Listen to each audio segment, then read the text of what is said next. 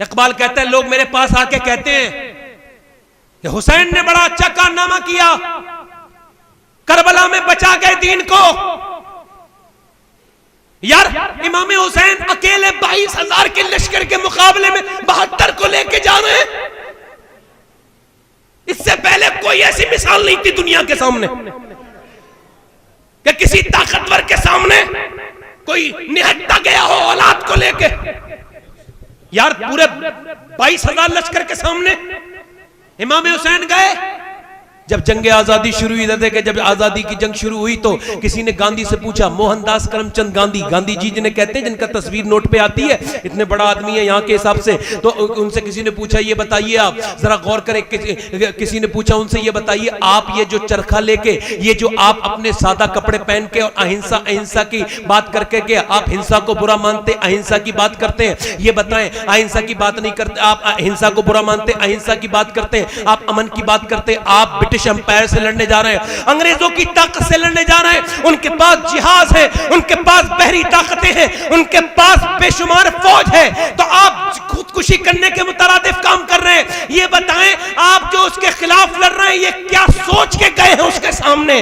तो फिर गांधी बोला मैंने बहुत सोचा तो मेरे समझ में एक ही बात आई कि अगर उसके सामने खड़ा होना है किसी जालिम के सामने, तो मुझे समझ में आया कि करबला के हुसैन की जिंदगी को देखा कि हुसैन अकेले गए थे 22,000 के मुकाबले में, मगर दुनिया जाके देख ले 22,000 का नामो निशान ना करबला में मिलेगा ना वहां के मैदान में मिलेगा, मगर 72 के खेमे अब भी करबला में वहीं पे। वाह वाह वाह वाह, सुभान अल्लाह, सुभान अल्लाह, वाह वाह वाह।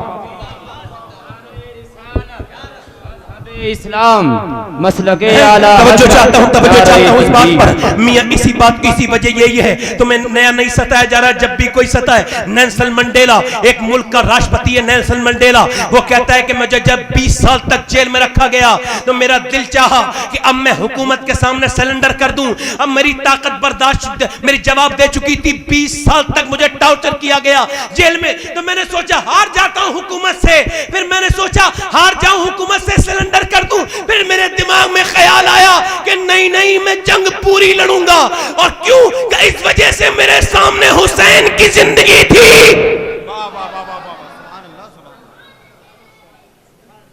हुसैन की जिंदगी थी। हुसैन कौन है मियां? तवज्जो चाहता हूं, हुसैन कोई ऐसे ही पैदा नहीं होता। ये हैदराबाद दक्कन में तकरीर हो रही थी, एक डीएम औरत इमाम हुसैन की महफिल में आ गई। किसकी महफिल में? पहले बहुत भाईचारा था, अब भी भाईचारा है, अब भाईचारा बना रहे तो ठीक है।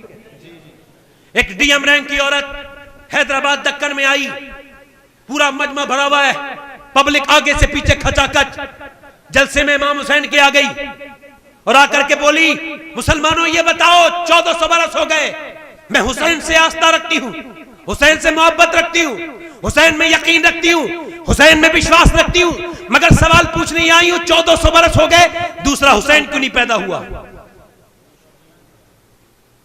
सर नीचे झुक गया, कोई नहीं बोला। फिर आवाज दी 1400 बरस हो गए, ये बताओ आज तक दूसरा हुसैन क्यों नहीं पैदा हुआ? कोई नहीं बोला। क्या लगा क्यों? कुछ तुम्हारे पास जवाब नहीं? ये बताओ तुम्हारे यहां अब हुसैन जैसे किरदार क्यों नहीं पैदा हो रहे?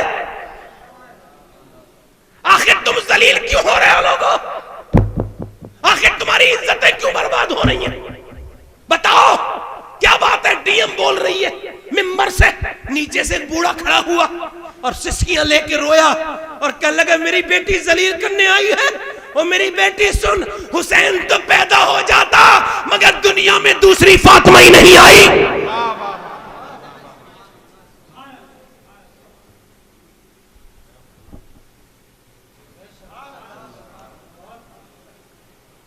जब अब हालात इस तरह के हैं, हुसैन ऐसे नहीं बना, पहले फातिमा है।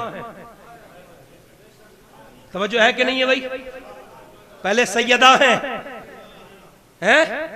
पहले सैयदा हैं, तैयबा हैं, आबिदा हैं, जाहिदा हैं। मेरा इमाम कहता क्या बात, ये अहले इल्म मुफ्ती साहब बताएंगे आपको।